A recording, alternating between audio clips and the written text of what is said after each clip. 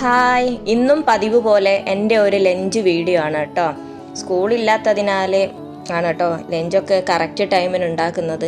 അല്ലെങ്കിൽ ഡ്യൂട്ടി കഴിഞ്ഞ് വന്ന് റൂമിലെത്താൻ ഒരു 3 മണിയൊക്കെ ആകും വൈകിട്ട്. ആ ടൈമിനാണ് ഞാൻ എന്നും ലഞ്ച് ഉണ്ടാക്കാറ്. എന്നിട്ട് ഒരു 4-4:30 ആകുമ്പോഴാണ് ഞങ്ങൾ ഫുഡ് കഴിക്കുക. ഇന്ന് ചോറടുപ്പത്തുണ്ട്, ബീട്രൂട്ട് വേവാൻ വെച്ചിട്ടുണ്ട്, മീനെടുത്ത് പുറത്ത് വെച്ചിട്ടുണ്ട്. മീൻ മത്തിയാണ് കേട്ടോ. ചോറായി ഒരു പഴയ കുക്കറിലാണ് ഞാൻ ചോറ് വാർത്തി വെക്കുക. ബീട്രൂട്ട് ഏകദേശം വെന്തെന്ന് മനസ്സിലായപ്പോൾ ഞാൻ എന്ത് ചെയ്ത് പൊട്ടറ്റോവും ഒരു കഷ്ണം തക്കാളിയും ഒരു കഷ്ണം ഉള്ളിയും പച്ചമുളകും അതിലേക്ക് ഇട്ട് കൊടുക്കുകയാണേ. അതും അവിടെ കിടന്ന് നല്ലോണം ഒന്ന് വേവട്ടെ. ബീട്രൂട്ട് ഒരു ഹാഫ് വേവായി കഴിഞ്ഞപ്പോഴാണ് ഞാൻ പൊട്ടറ്റോവും തക്കാളിയും ഉള്ളിയും പച്ചമുളകൊക്കെ ഇട്ട് കൊടുത്തത് കേട്ടോ. എന്നിട്ട് അതൊന്ന് നല്ലോണം മിക്സ് ചെയ്തെടുത്ത് അതവിടെ കിടന്ന് വേവാൻ വെച്ച്.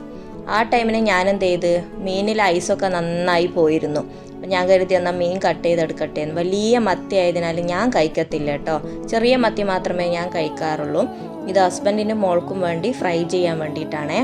അപ്പോൾ അത് ഞാനിങ്ങനെ കട്ട് ചെയ്തെടുക്കുകയാണ്. ഞാൻ എന്നും ഇങ്ങനെയാണ് കേട്ടോ കട്ട് ചെയ്യുക. സിങ്കിൻ്റെ അടുത്ത് ഒരു പ്ലാസ്റ്റിക് കവർ വെച്ച് സിസർ വെച്ചാണ് ഞാൻ പൊതുവേ മീൻ കട്ട് ചെയ്യാറ്. അങ്ങനെ ഞാനതിങ്ങനെ കട്ട് ചെയ്തുകൊണ്ടിരിക്കുകയാണ്. ആ ടൈമിന് ഞാൻ എന്ത് ചെയ്ത് കുറച്ച് ഇഞ്ചി ചതുക്കിയെടുത്ത് അതും ഞാൻ നമ്മുടെ കറിയിലേക്ക് ഇട്ട് കൊടുക്കുകയാണ്.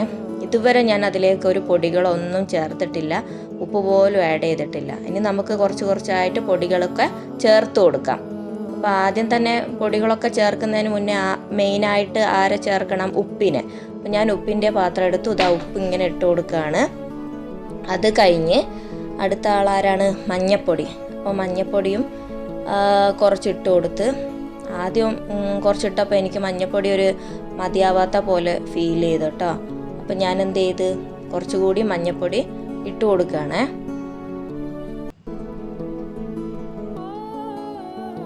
പിന്നെ അത് കഴിഞ്ഞ് ഞാൻ അടുത്ത ആളെ എടുക്കുകയാണ്. അടുത്ത ആൾ ആരായിരിക്കും? മുളക് പൊടി. അപ്പം മുളക് പൊടി ഇവിടെ പൊതുവെ ഞാൻ കഴിഞ്ഞ വീഡിയോയിലൊക്കെ ഞാൻ പറഞ്ഞിട്ടുണ്ട്, സ്പൈസ് കുറവായിരിക്കണം ഇവിടെ കറികളിലും ഒക്കെ. ഹസ്ബൻഡിനും മോൾക്കും അധികം സ്പൈസ് ഒന്നും ഇഷ്ടമല്ല.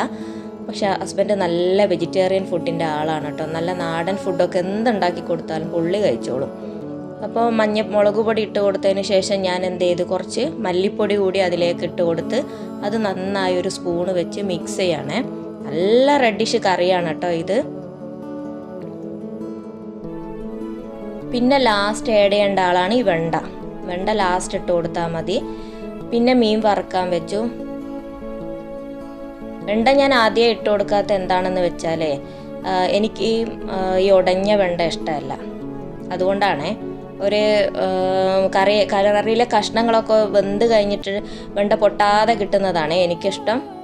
അപ്പോൾ വെണ്ട കൂടി ഞാൻ ഇതിലേക്ക് അങ്ങനെ ഇട്ട് കൊടുത്തു. ചട്ടിയിൽ വെക്കുന്ന കറിയല്ലേ, നല്ല ടേസ്റ്റ് കാണും. അതിനുള്ള തേങ്ങയും ഞാൻ അരച്ച് വെച്ചു കേട്ടോ. പിന്നെ ഞങ്ങളുടെ ഫ്രിഡ്ജിൻ്റെ മേലെ ഇരിക്കുന്ന ഞങ്ങളുടെ പഴയ ഫോട്ടോ ഞാനും മോൾ ഇന്ന് ഗ്രേഡ് 4 കേട്ടോ. അപ്പോൾ കറി റെഡിയായി. അതിൻ്റെ ഇടയിൽ ഞാനൊരു ചമ്മന്തി കൂടി പൊടിച്ചു കേട്ടോ. കറിയിൽ വറവ് വയ്ക്കുന്ന തേങ്ങ ചേർത്തുന്ന വീഡിയോ ഇല്ല കേട്ടോ.